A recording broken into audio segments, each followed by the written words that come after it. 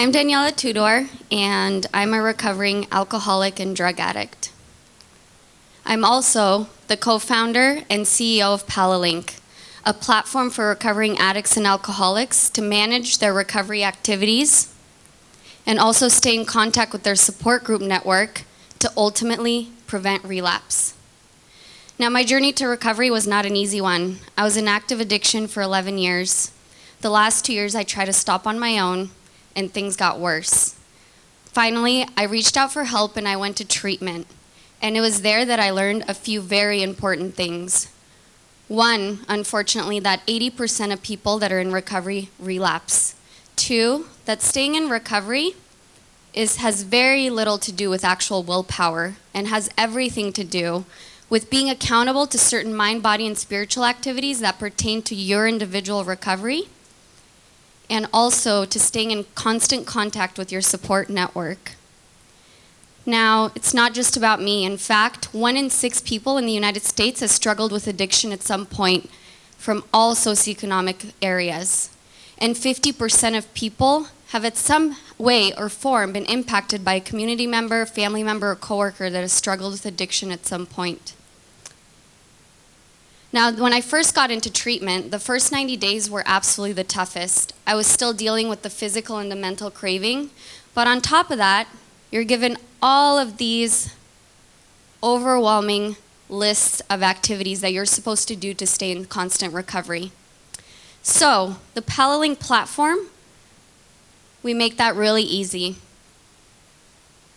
The Pala-linq platform is deployed on mobile and also integrates with activity trackers such as Fitbit and Misfit. And we onboard the customers on the last day that they're in treatment. Now, the last day that I was in treatment, I received a huge packet where I was supposed to fill in the blank of how many times I'm gonna meditate, how many times I'm gonna go to support group meetings, and again, very overwhelming.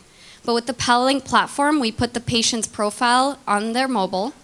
All of their activities are tracked. They get that 24/7 support, and the treatment center gets valuable data that helps them create a better treatment program. Now, here's a screenshot from our prototype that we've created in the last few months. You get that constant communication that's encouraged, notifications if there's a change in behavior, constant support network connection, and encouragement for your goals of your mind, body, and spirit that pertain to your personal, unique recovery. Now, I encourage you to join our journey. As I mentioned, we finished our prototype and we've got our first angel investor, and we're signing another one. We're in negotiations right now. So we're looking to close our seed round. After that, in about 3 months, we'll be deploying to treatment centers, like I mentioned, Lakeside, Milam, and Residence 12, which are here in the state of Washington in 18 locations. So please get in touch with me, and I'm ready for questions.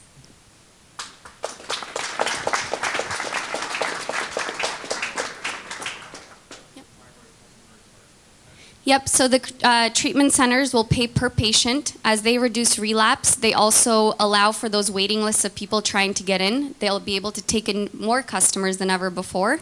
And the insurance companies and the treatment centers save a lot of money by paying for the platform and reducing relapse.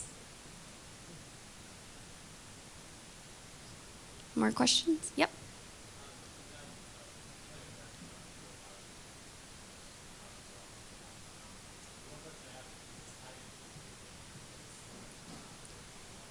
Yep. So again, it's your own individual recovery. So in the spirit section, whatever your ritual may be, for example, for some people it's meditation, some people it's prayer. So there's going to be some element of manual entry to check off those spiritual rituals that you've done, if that is a part of your own personal recovery. So it completely depends. But you're able to customize the activities that pertain to your personal recovery. So if there is a spiritual component, then absolutely you can track how often you're going to, your Sunday church, or you're doing some of those spiritual activities. Yes?